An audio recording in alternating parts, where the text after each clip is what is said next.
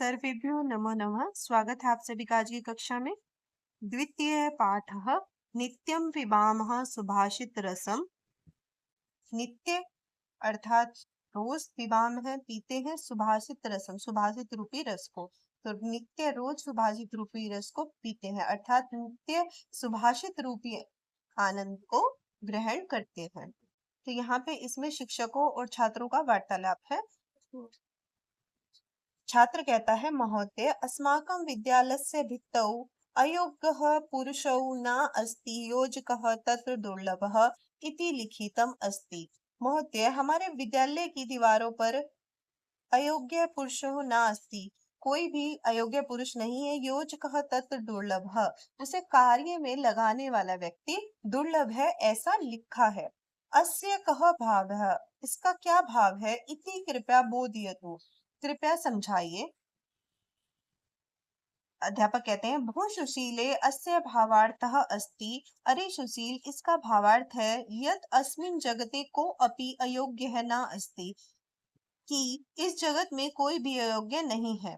सर्वे योग्याः सन्ति, सभी योग्य हैं, परंतु प्रेरकस्य मार्गदर्शकस्य च अभावा सन्ति, परंतु प्रेरणा देने वालों का, मार्गदर्शन करने वालों का अभाव है। ठीक है, तो जो प्रेरित करने वालों का और मार्गदर्शकों का अभाव है। मान्यवर अहम अपि, एक छात्रा कहती है, मान्यवर मैंने भी विद्यालयस्य परिसरे एतादृशं श्लोकं पठितवती, विद्यालय के परिसर में ऐसा श्लोक पढ़ा है। महोदय, अध्यापक कहते हैं, रमे एतानि सुभाषितानि सन्ति, अस्माकं चिंतन विकासाय एव एतानि सुभाषितानि विद्यालयस्य परिसरे स्थापितानि। रमे, ये सुभाषित हैं, हमारे चिंतन विकास के लिए ही इन सुभाषितों को विद्यालय के परिसर में लगाया गया है, स्थापित किया गया है। महोदय सुभाषितानि इति अनेन का अभिप्रायः, महोदय सुभाषितों का, सुभाषित इसका क्या अभिप्राय है। अध्यापक कहते हैं, वत्स मानवानां विविध मूल्यानां विकासाय श्रेष्ठ जनयुक्तानि सुवचनानि एव सुभाषितानि। वत्स, मानवों के विविध मूल्यों के विकास के लिए श्रेष्ठ जनों के द्वारा कहे गए सुंदर वचन ही सुभाषित है। सुभाषित अर्थात सुक्ति, सुंदर उक्ति, सुंदर वचन, तो इन्हें ही हम क्या कहते हैं, सुभाषित कहते हैं। श्रीमन सुभाषितानां पठनेन कः लाभः, तो एक छात्र पूछता है, श्रीमान सुभाषितों को पढ़ने का क्या लाभ है। अध्यापक कहते हैं, प्रिय सुरेश सुभाषितानां पठनेन अस्माकं नैतिकः सामाजिकः च विकासः भवति। प्रिय सुरेश, सुभाषितों को पढ़ने से हमारा नैतिक और सामाजिक विकास होता है। अस्माभिः किं कर्तव्यं किंच न कर्तव्यम इति सुभाषितानि बोधयन्ति, हमें क्या करना चाहिए क्या नहीं करना चाहिए ऐसा सुभाषित समझाते हैं। अहो वयम अपि सुभाषितानि पठितुम इच्छामः, कृपया अस्मान् पाठयतु। अहो, हम सब भी सुभाषित पढ़ना चाहते हैं, पढ़ने की इच्छा है, कृपया हमें पढ़ाइए। अध्यापक कहते हैं, समीचीनम, बहुत अच्छा। तरहि वयम सुभाषितानां रसम पिबामः, तो हम सभी सुभाषित रूपी रस को पीते हैं, सुभाषित रूपी रस का आनंद लेते हैं। आगे चलते हैं। तो पहला सुभाषित है हमारे पास, वस्त्रेण वपुषा वाचा विद्यया विनयेन च वकारहि पंचभिर युक्तो नरो भवति पूजितः। यह इसका पदच्छेद है। वस्त्रेण वपुषा वाचा विद्या विनयेन च वकारहि पंचभिः युक्तः नरः भवति पूजितः। पदच्छेद होता है शब्द को अलग अलग करके लिखना। जैसे यहाँ पर पंचभिर युक्तो, दो शब्दों को एक करके लिखा गया है, तो यहाँ हमने उसे पदच्छेद में अलग कर दिया, पंचभिः युक्तः। अन्व्यः, अन्वय क्या कहता है, वस्त्रेण वपुषा वाचा विद्या विनयेन च, वस्त्रेण वपुषा, वस्त्र वपुषा स्वस्थ शरीर, वाचा वाणी, विद्या विद्या विनय विनय च, और पंच भी पांच, वकार ही वकार, व से शुरू होने वाले, युक्त ही युक्त, नरह नरह, पूजितः पूजित होता है, भवति है। तो वस्त्र, स्वच्छ वस्त्र से, स्वशरीर से, वाणी से, विद्या से और विनय से, इन 5 वकारों से युक्त नर पूजित होता है। आइए इसका भावार्थ देखते हैं। भावार्थ कहता है, यह जन समुचितानि वस्त्राणि धरती, जो व्यक्ति समुचित वस्त्र धारण करता है, साफ स्वच्छ वस्त्र धारण करता है, साफ स्वच्छ वस्त्र धारण करता है, शरीरेण स्वस्थः अस्ति, शरीर से स्वस्थ है, सदा सुमधुरम हितकरम च वचनम वदति, सदा हमेशा सुमधुर, हितकर और हितकर वचन बोलता है, सर्वदा अध्ययने संलग्नः भवति, हमेशा अध्ययन में संलग्न होता है, तथा च विनम्रतया च व्यवहरति, और विनम्रता से व्यवहार करता है, तादृशः पंचभिर्वकारः, वैसे ही 5 वकार से युक्त। 5 वकार क्या है? वस्त्र, वपु, वाक, विद्या, विनय। इति एतहि, इन सभी से युक्त युक्त मनुष्य है, मनुष्य लोके सम्मानम प्राप्नोति, तो इन 5 वकारों से युक्त मनुष्य संसार में सम्मान प्राप्त करता है। आगे चलते हैं। अगला है हमारे पास षड दोषः पुरुषेण हातव्यः, हातव्या भूतिम इच्छता, निद्रा, तंद्रा, भयम, क्रोध, आलस्यम, दीर्घ सूत्रता। यह इसका पदच्छेद है। षड दोषः पुरुषेण इह हातव्यः भूतिम इच्छता, निंद्रा, तंद्रा, भयम, क्रोध, आलस्यम, दीर्घ सूत्रता। तो जैसे यहाँ पे पुरुषेण, तो यहाँ पे पदच्छेद में अलग अलग कर दिया, पुरुषेण इह, यह इसका अन्वय है। इह भूतिम इच्छता, पुरुषेण निद्रा, तंद्रा, भयम, क्रोध, आलस्यम, दीर्घ सूत्रता च इति एते षड दोषः हातव्यः। तो इह यहाँ भूतिम ऐश्वर्य इच्छता चाहता है, तो इस पृथ्वी लोक पर जो व्यक्ति ऐश्वर्य चाहता है, पुरुषेण पुरुष के द्वारा, निद्रा नींद, तंद्रा अकर्मण्यता, भयम डर, क्रोध क्रोध, आलस्यम आलस्य, दीर्घ सूत्रता देर से कार्य करने की प्रवृत्ति, इन षड 6 दोषा हातव्य नष्ट करता है। तो जो इन 6 दोषों को नष्ट कर देता है वही ऐश्वर्य प्राप्त करता है। इसका भावार्थ है, अस्माशु निद्रा आदय षड दोषा भवन्ति, हम सभी में निद्रा आदि 6 दोष होते हैं। एते अस्माकम ऐश्वर्यस्य उन्नतेश्च अवरोधकः भवन्ति, ये हमारे ऐश्वर्य के और उन्नति में अवरोधक होते हैं। अतः इसलिए यदि मानव स्वजीवने धनिकः विद्वान वा भवितुम इच्छति, यदि मानव अपने जीवन में धनिक अथवा विद्वान होना चाहता है, होने की इच्छा है, ऐश्वर्यम वैभवम च प्राप्तुम वांछन्ति, ऐश्वर्य और वैभव प्राप्त करना चाहता है, तरही तो सह वह अति निद्राम, अत्यधिक नींद, तंद्रा अकर्मण्यता, भीतिम डर भय, क्रोधम क्रोध, आलस्यम आलस्य, विलंबेन कार्य करणस्य प्रवृत्तिम च, और देर से कार्य करने की प्रवृत्ति को, एतान षड दोषान परितेज, इन 6 दोषों को त्याग देना चाहिए। तो जिसे धन चाहिए, ऐश्वर्य चाहिए, विद्वान होना है, तो उसे इन 6 दोषों को त्यागना होगा। अगला सुभाषित है हमारे पास, अद्भिर्गात्राणि शुद्धयन्ति मनः सत्येन शुद्धयति, विद्या तपोभ्याम भूत आत्मा बुद्धिर ज्ञानेन शुद्धयति। यह इसका पदच्छेद है। देखिए यहाँ पे अद्भिर्गात्राणि, 2 शब्दों को एक किया है और यहाँ पर पदच्छेद में अलग कर दिया, पद विच्छेद अलग कर दिया। अद्भिर्गात्राणि शुद्धयन्ति मनः सत्येन शुद्धयति, विद्या तपोभ्याम भूत आत्मा बुद्धि ज्ञानेन शुद्धयति। अन्वय क्या कहता है? गात्राणि शरीर, अद्भि जल, शुद्धयन्ति शुद्ध होता है। तो जल से हम अपने शरीर को साफ कर लेते हैं, शुद्ध कर लेते हैं। मनः सत्येन शुद्धयति, मनः मन, सत्येन सत्य से, शुद्धयति साफ होता है, मन सत्य से साफ होता है। भूत आत्मा विद्या तपोभ्याम शुद्धयति, और जीव जो है, जीव की जो आत्मा है वो विद्या और तप से शुद्ध होती है। बुद्धि ज्ञानेन शुद्धयति, और बुद्धि जो है ज्ञान से शुद्ध होती है। इसका भावार्थ देखते हैं।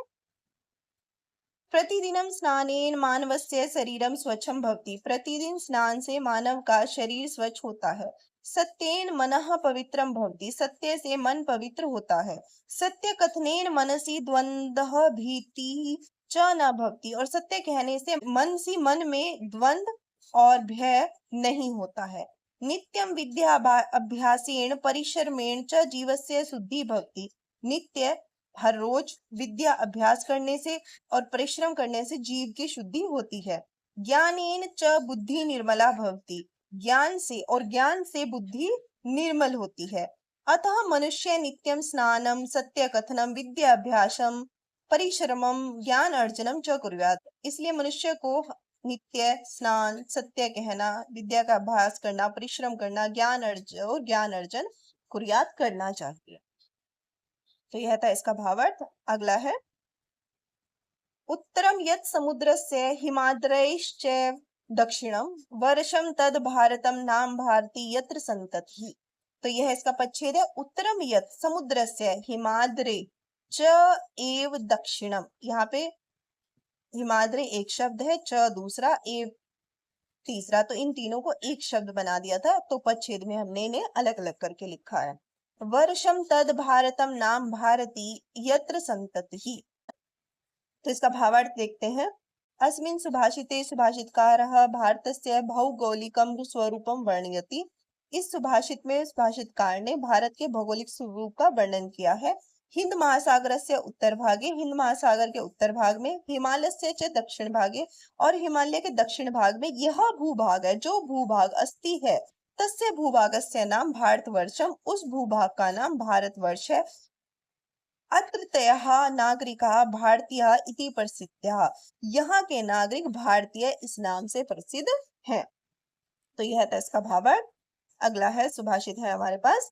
जल बिंदु निपातेन क्रमशः पूर्यते घटः सह स हेतु सर्व विद्यानां धर्मस्य च धनस्य च। यह इसका पदच्छेद है। जल बिंदु निपातेन क्रमशः पूर्यते घटः सह हेतु सर्व विद्यानां धर्मस्य च धनस्य च। अन्वय क्या कहता है? घटा घड़ा क्रमशः निरंतर जल बिंदु, जल की बूंद, निपातेन गिरने से, पूर्यते भरता है, सह हेतु वह हेतु कारण है, सर्व विद्यानाम सभी विद्याओं का, धर्मस्य धर्म का, च धनस्य और धन का, भवति होता है। इसका भावार्थ देखते हैं। यथा निरंतरम जलस्य बिंदूनाम पतनेन रिक्तः अपि घटः पूर्णः भवति, जैसे निरंतर जल की बूंद गिरने से खाली घड़ा भी पूर्ण भवति भर जाता है, तथे वैसे ही जीवन में निरंतर अभ्यास करने से सामान्य व्यक्ति भी, मानव भी सर्व प्रकारकम ज्ञानम सभी प्रकार का ज्ञान, धर्म धनम च लभते और धन प्राप्त करता है। तो जो निरंतर अभ्यास करता है उसे सभी प्रकार का ज्ञान, धर्म और धन को प्राप्त करता है। यह था इसका भावार्थ। आगे चलते हैं। यह पठति लिखति पश्यति परिपृच्छति पंडितान उपाश्रयति तस्य दिवाकर किरणहि नलिनी दलम इव विस्तारिता बुद्धि।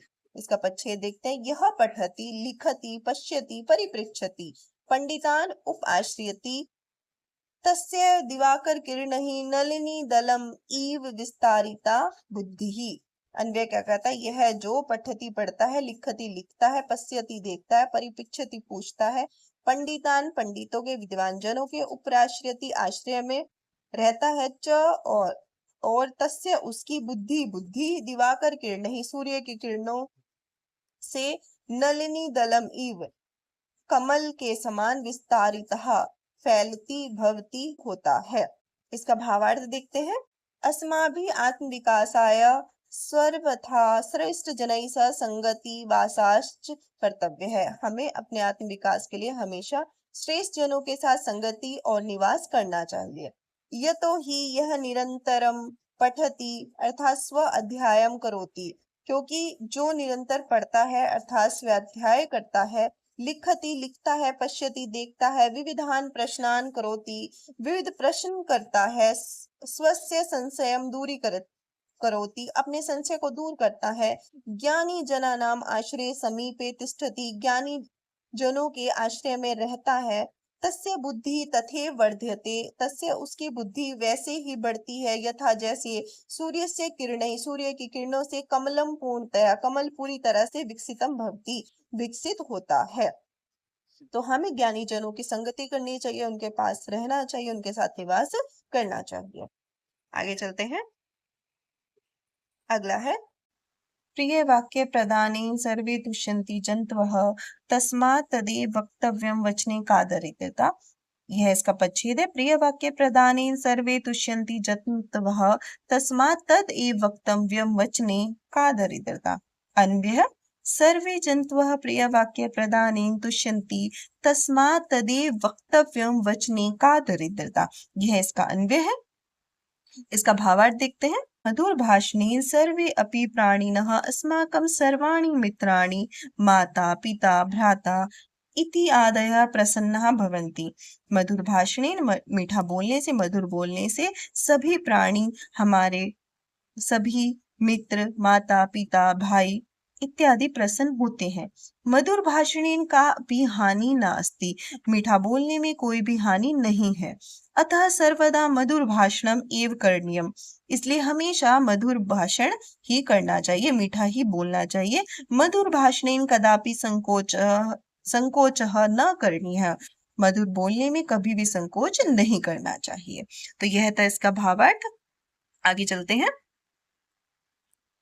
अगला सुभाषित है। आलस्यम ही मनुष्याणां शरीरस्थो महान रिभु न अस्ति उद्यम समो बंधु य कृत्वा यम न अवसीदति। यह इसका पदच्छेद है। आलस्यम ही मनुष्याणां शरीरस्थः महान रिपुः न अस्ति उद्यम समः बंधु कृत्वा यम न अवसीदति। ये इसका अन्वय है। आलस्यम ही मनुष्याणां शरीरस्थः महान रिपुः अस्ति उद्यम समः बंधु नास्ति जनः यम उद्यमं कृत्वा न अवसीदति। यह इसका अन्वय था। इसका भावार्थ देखते हैं। आलस्यम एव मनुष्यस्य शरीरे विद्यमानः महान शत्रु अस्ति। आलस्य ही मनुष्य के शरीर में विद्यमान महान शत्रु है। तत् एव अस्माकं कार्यस्य संपादने अवरोधक भवति। वही हमारे कार्य के संपादन में अवरोधक होता है। परिश्रमः एव अस्माकं वास्तविकं मित्रम् अस्ति। परिश्रम ही हमारा वास्तविक मित्र है। यह परिश्रम करोति सह कदापि दुखम न प्राप्नोति। जो परिश्रम करता है वह कभी भी दुख को प्राप्त नहीं करता है।